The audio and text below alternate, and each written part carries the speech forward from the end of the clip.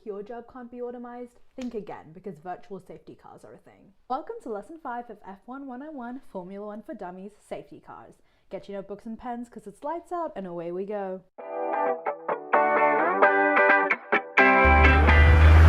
Safety car deployed in Formula 1 was at the 1973 Canadian Grand Prix, when a major crash resulted in lots of debris on the track and ambulances needing to be called.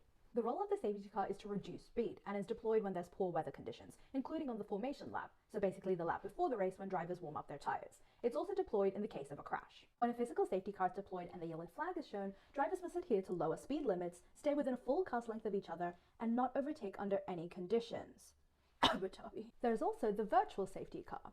As the name suggests, there's no physical car on track. Instead, the FIA sets a lap time that's about a third slower than the standard lap time to maintain gaps between drivers. With either type of safety car, the slower speed of the drivers allows marshals to come onto track safely to remove debris or even cars. Alright students, let's do some application. So far in this season, there have been 2 incidents where we've seen erratic braking behind a physical safety car.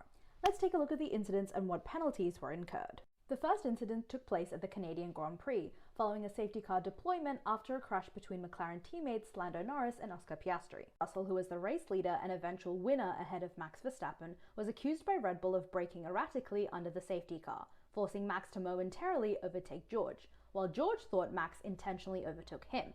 The FIA overruled the protest as they were satisfied with George's explanation, which was that braking periodically is standard practice to maintain the required speed under the safety car, and that it also ensures that an optimal temperature is maintained in the brakes. As a result, no penalty was incurred for this incident. The second incident took place at the British Grand Prix, where a safety car was deployed due to wet weather. When the safety car turned off its lights indicating a restart, Oscar Piastri, who was leading the race ahead of Max Verstappen and several other cars bunched up closely behind, braked really hard.